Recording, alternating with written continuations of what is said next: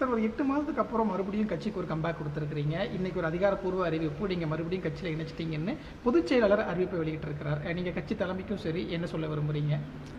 கட்சியை பொறுத்த வரைக்கும் சரி தலைவர், என்னை பொறுத்த வரைக்கும் என்னோடய வாழ்நாள் பாக்கியம் இந்த கட்சி தொடர்ந்து ஆட்சியில் இருக்கணும்.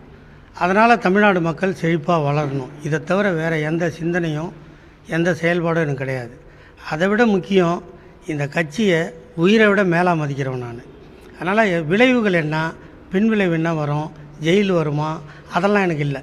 என்னோடய தலைமையும் என் தலைவனையும் யாராவது கொச்சப்படுத்தினாங்கன்னா அதுக்காக எந்த விலையை கொடுக்கறதுக்கும் நான் தயங்க மாட்டேன்.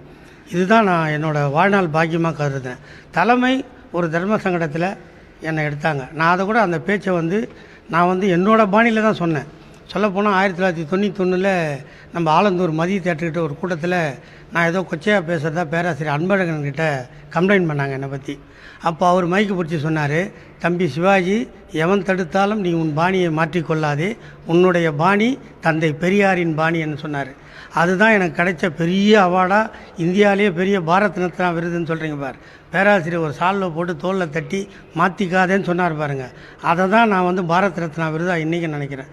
திமுக என்னோடய உயிர். மற்றவங்கள மாதிரி பிறக்கிறதுக்கு ஒரு ஊர், வளர்க்குறதுக்கு ஒரு ஊர், வயிறு வளர்க்க ஒரு ஊருன்னு இல்லை.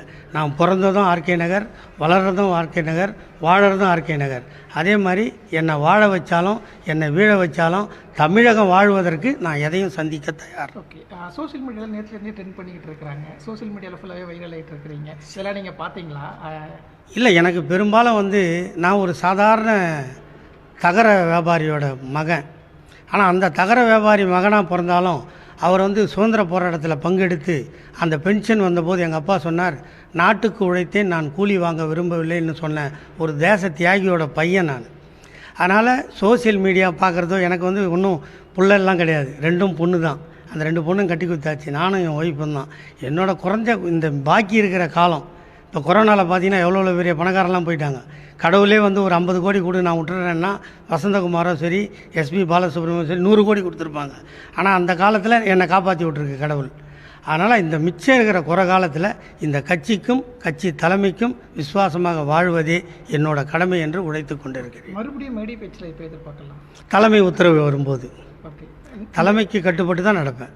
ஓகே, இந்த 8 மாத காலம் ட்ராவல் அப்படிங்கிறது எப்படி போச்சு? கட்சியில் பணியாற்றலை, மேடை பேச்சு இல்லை, இந்த 8 மாதம் ட்ராவல் அப்படிங்கிறது பயங்கரமான சிரமம். நான் 7 வயசுலேருந்து பேசுகிறேன். ஒரு 8 மாதம் மைக்கும் ஜனங்களையும் பார்க்க முடியாமல் இருந்தது எனக்கு பெரிய வருத்தம். அந்த வருத்தத்தெல்லாம் இப்போ சரி பண்ணி கொடுத்துறோம் தலைமைன்னு நான் நம்புகிறேன். நான் தலைமைக்கும் விசுவாசமாக இருப்பேன். இந்த தமிழ்நாட்டை வாழ வைக்கிறதுக்கு என்ன முடியுமோ அதை செய்வேன். அதுக்கும் மேலே நான் உறுதியாக சொல்கிறது என்னென்னா, நான் பேசுகிறத கொச்சையாக பேசுகிறேன், தப்பாக பேசுகிறேன்னு சொல்கிறத விட வெளியிருந்து வர வார்த்தை எப்படி வருதோ அதுக்கேற்ற பதிலை தான் நான் கொடுக்குறேன் தவிர நான் புதுசாக எதுவும் கண்டுபிடிச்சி சொல்கிறதில்ல. நீங்கள் பேசக்கூடிய வார்த்தை சில சமயங்களில் உரிமையில் இருக்குது அப்படின்னு சொல்கிறாங்க, கொச்சைப்படுத்தும் வகையில் இருக்குது. இப்போ நீங்கள் சாமி கூட கும்பிட்றீங்க, ஒரு முருகனுக்கு காவடி எடுப்பீங்க. காவடி எடுத்த 2வது நாள் காவடி எடுத்த ஆள் கால் உடஞ்சிரும். உடனே அப்பா முருகா என் பையனுக்கு கால் உடஞ்சி யாரும் கேட்குறதில்ல. அட பாவி முருகா, நேற்று தான்டா காவடி எடுத்தேன், இன்றைக்கி என் பையனுக்கு கால் ஒழிஞ்சு போச்சுன்னு கேட்போம். அப்போ சாமி மேலே மரியாதை இல்லைன்னு அர்த்தமா? அன்பு அதிகமானி தான் அந்த உரிமையில் பேசுகிறேன் தவிர வேறு ஒன்றும் இல்லை. ஓகே, மறுபடியும் எப்போ சார் நம்ம பேச்சுவார்த்தை நீங்கள் மேடை பேச்சில் வர்றதுக்கு தலைமையிட்ட கோரிக்கை வச்சுருக்கிறீங்களா?